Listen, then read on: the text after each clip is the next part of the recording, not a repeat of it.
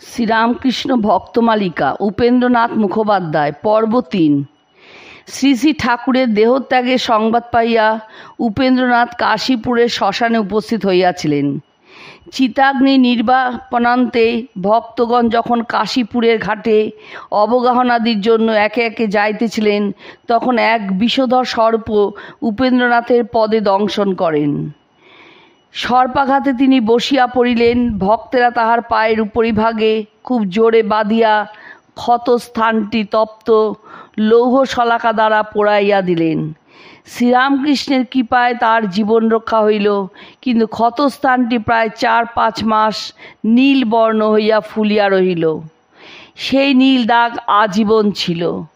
উপেন্দ্রনাথ যে যুগে পুস্তকের দোকান খোলেন, সে যুগের বাঙালিদের তেমন উল্লেখযোগ্য পুস্তক ব্যবসায় ছিল না, আর বটতলাই ছিল ওই ব্যবসায়ের কেন্দ্র। ধীরে ধীরে তিনি একটি ছাপাখানা কিনিয়া প্রকাশকের কার্যে হাত দিলেন এবং জ্ঞানাঙ্কুর নামক এক ক্ষুদ্র কাগজ ওই মুদ্রণালয় হইতে বাহির করিতে লাগিলেন। শ্রীমৎ স্বামী বিবেকানন্দজির ইমিটেশন অব ক্রাইস্টের বঙ্গানুবাদ ঈশানুসরণ ওই পত্রে প্রকাশিত হইত।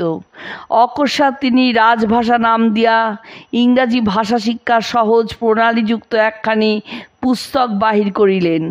এই পুস্তক বহুজন সমাদৃত ও বহুল প্রচারিত হওয়ার তাহার অর্থভাগ্য ফিরিল।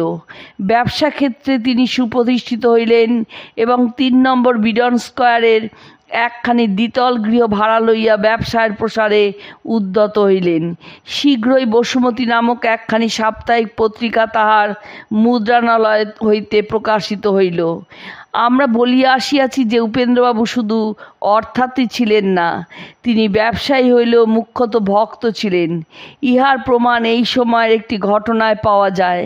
শ্রীযুক্ত কুমুদবন্ধু সেন লিখিতেছেন, পাশ্চাত্য দেশ হইতে স্বামী বিবেকানন্দ কলিকাতায় আসিতেছেন। ইহা লইয়া কলিকাতায় তুমুল সাড়া পড়িয়া গেল।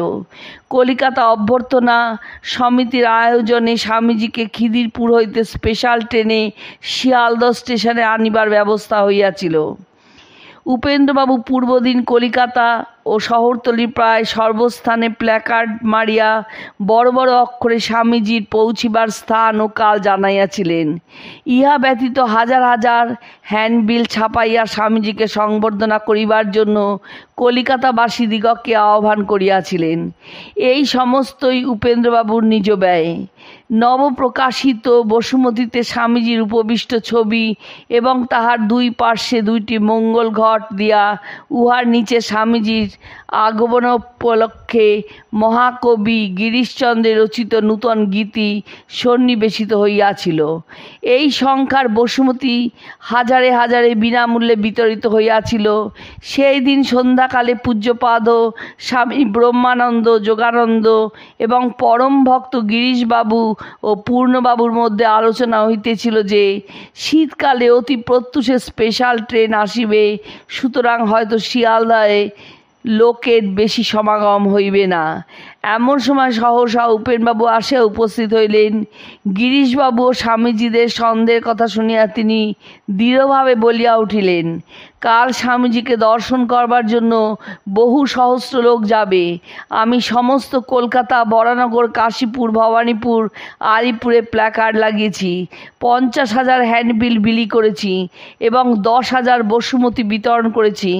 আমার দৃঢ় বিশ্বাস শ্রী শ্রী ঠাকুরের কৃপায় খুব ভোরে, এমনকি রাত্রি প্রভাত হবার পূর্বেই লোকারণ্য হবে।